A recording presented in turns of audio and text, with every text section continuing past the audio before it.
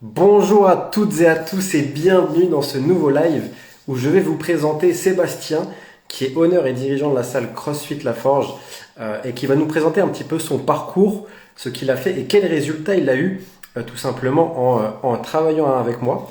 Donc je vais l'inviter hop, tout de suite, c'est parfait.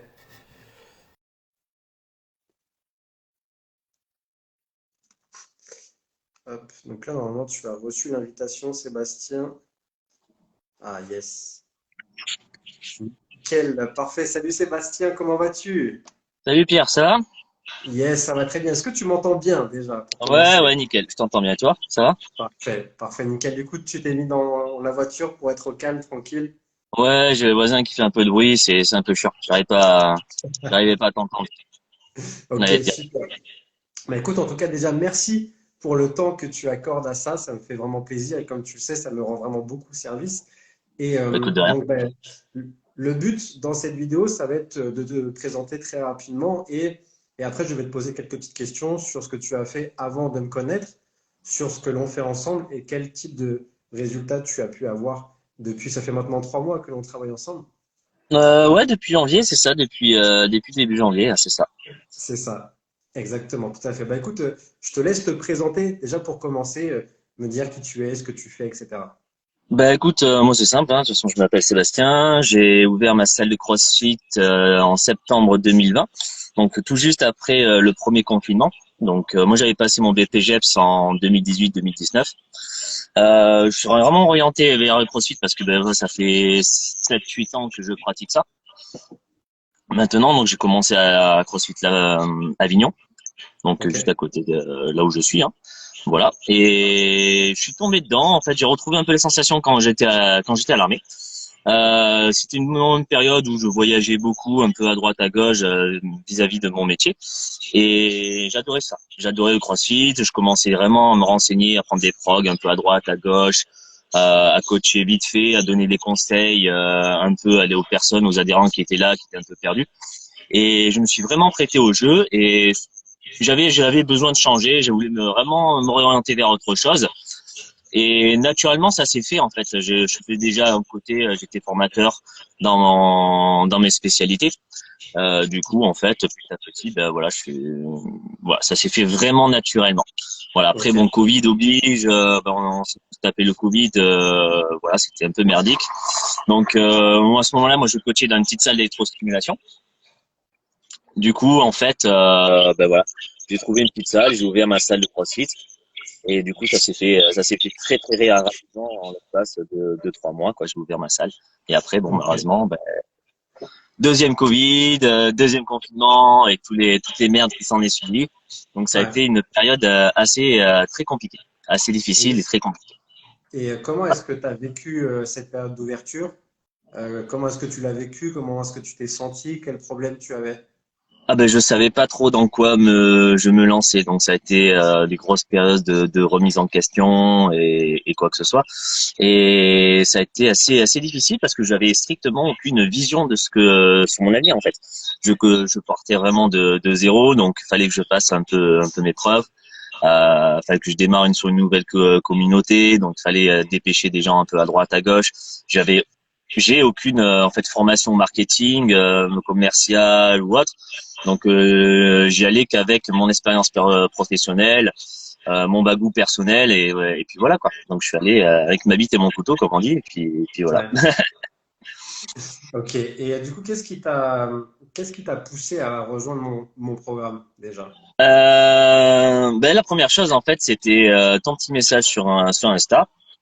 Ça c'était une période où moi je commençais déjà à être un peu ben on venait juste plus ou moins de réouvrir, on a commencé à réouvrir en juin 2021 et le temps de que ça se relance, tout ça. Donc c'était la vraie ouverture en fait pour moi, c'était en septembre. Donc je préparais tout l'été pour vraiment relancer correctement. Et mais ça montait doucement. Donc le temps que ça monte ou quoi que ce soit, ben j'ai vu ton message Insta, je me suis dit ben écoute pourquoi pas, je vais le contacter, voir qu'est-ce que ça donne, qu'est-ce qu'il propose déjà, à quoi ça consiste et voir s'il peut m'aider ou pas sur tout ça. Ouais. Ok. Et du coup, qu'est-ce qui t'a fait rejoindre le programme alors? Pourquoi tu t'es dit, ok, je vais Ben, rejoindre lui?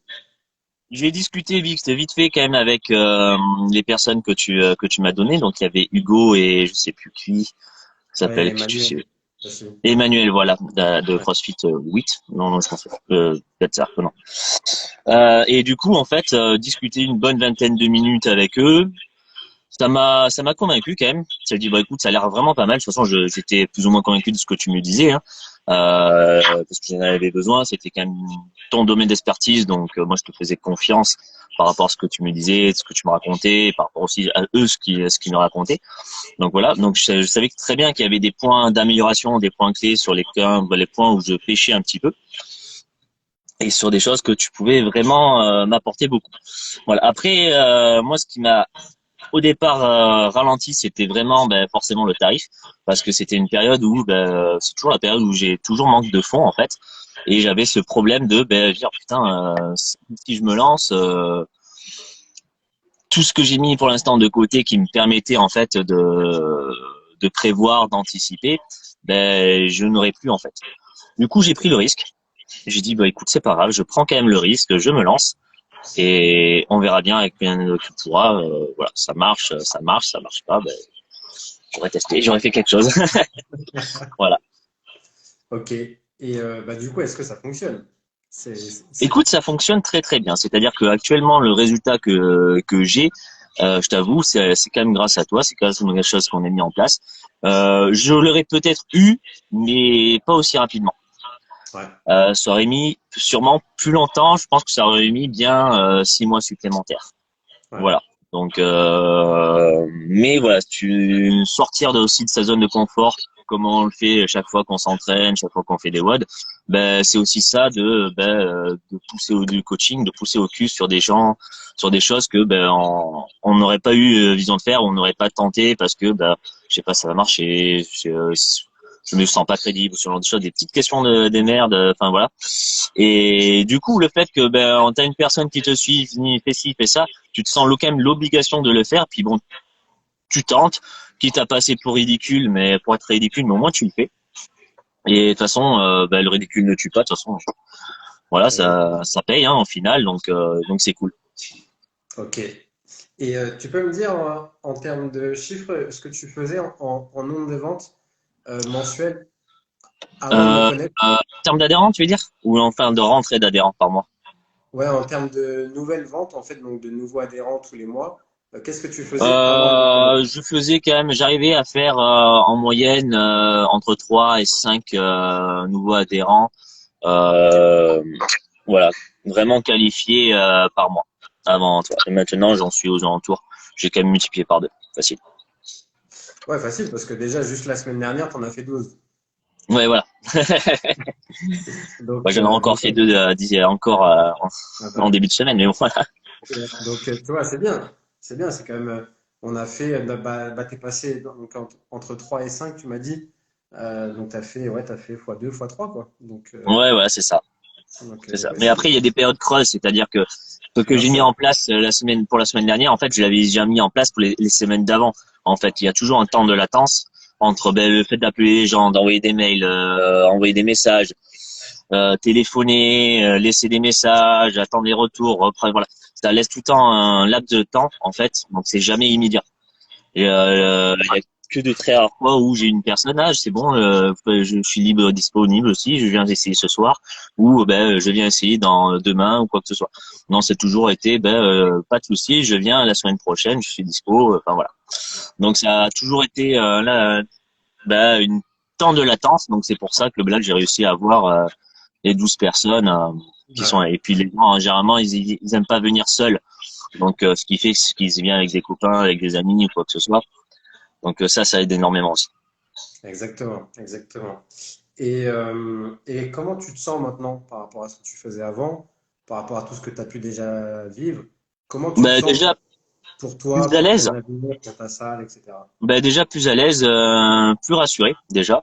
Je vois que ça fonctionne dès qu'il y a des rentrées, dès il y a des nouveaux abonnements qui se font. Déjà ça rassure, ça permet de d'enlever un poids sur les épaules, ce petit côté angoisse qu'on a tous, parce que c'est encore dans 2-3 mois, j'aurai encore de quoi de payer mes charges, de quoi payer ne serait-ce qu'à manger, rien que ça. Euh, mais voilà, ça rassure dans le fait que dire voilà, je peux commencer à entrevoir certaines choses, augmenter mes seuils de rentabilité, voilà, et puis créer ne serait-ce que des nouvelles opportunités derrière, tu vois. C'est dès qu'on a augmenté le fonds, on est capable de faire plus de choses, de proposer plus de choses aussi, et c'est beaucoup mieux en vrai. Ouais. C'est vrai, c'est vrai. Puis ça, c'est pas négligeable. C'est pas négligeable. Surtout parce que au-delà du gain financier, bien sûr, mais il y a comment tu te sens aussi à côté, quoi.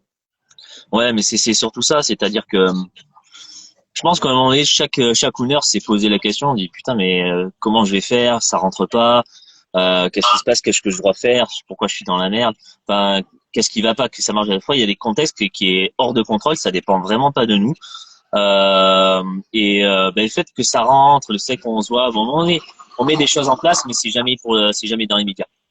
Ça va être des choses qui vont être plus longs à mettre, des choses comme les flyers, certaines publicités, tu sais que ça va pas être immédiat. Ça peut mettre 1 mois, 2 mois ou 3 mois à mettre en place.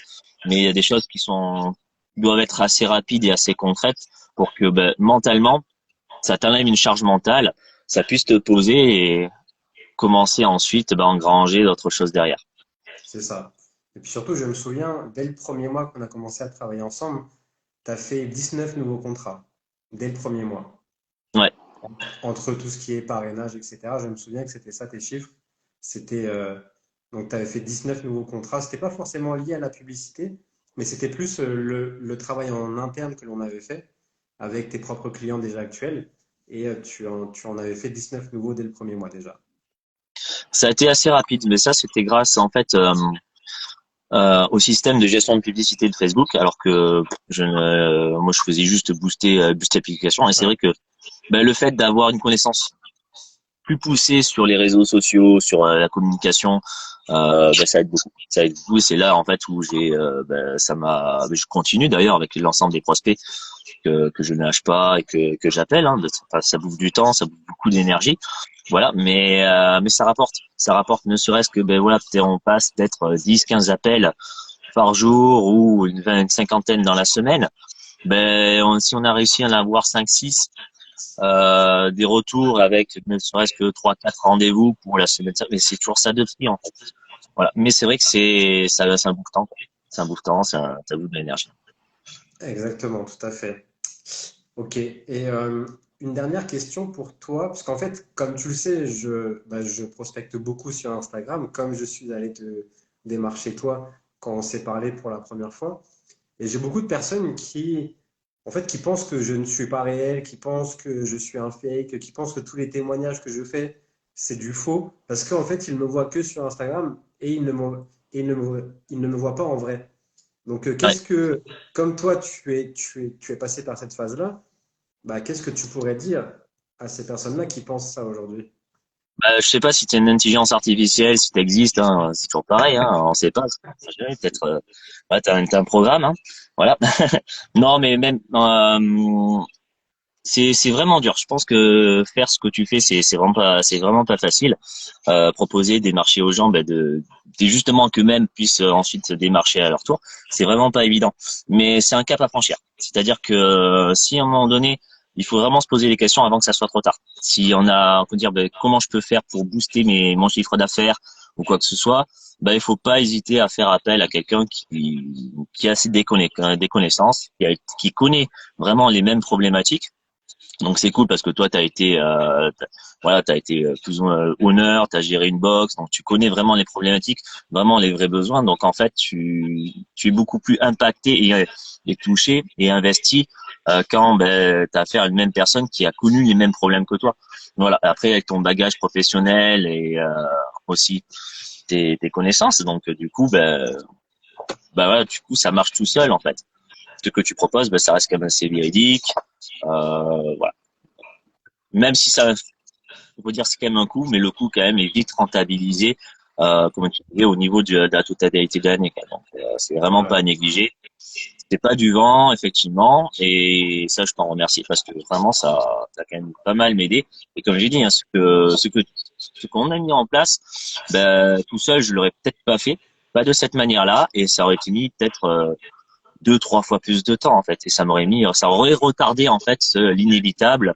À un moment donné, merde, mais comment je vais faire? Voilà. Ouais.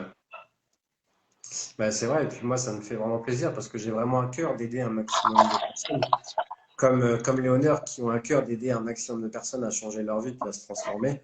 Bah, moi, c'est la même chose avec les honneurs et les dirigeants de salle, c'est qu'aujourd'hui, ça me tient à cœur parce que j'ai été dans cette situation et je sais que bah, quand on a la tête dans le guidon, c'est pas facile de s'en sortir. Et le but, c'est vraiment de prendre de la hauteur par rapport à ça pour, euh, pour pouvoir mieux vivre et parce que on ne monte pas sa boxe ou sa salle pour être esclave de ça, pour ne pas se payer, pour ceci ou pour cela, quoi. Tout à fait. Donc, euh, donc voilà, bah écoute, en tout cas, merci Sébastien pour ton temps. Je ne te retiens pas plus longtemps parce que je sais que tu as du monde chez toi. Euh, Ouais, ça arrive. Bah écoute, en tout cas, merci à toi, merci pour ton temps. Je te remercie pour tout ça. Ça me fait vraiment beaucoup plaisir et j'ai à cœur de travailler avec toi. Donc merci à toi et je te souhaite une excellente après-midi, Sébastien.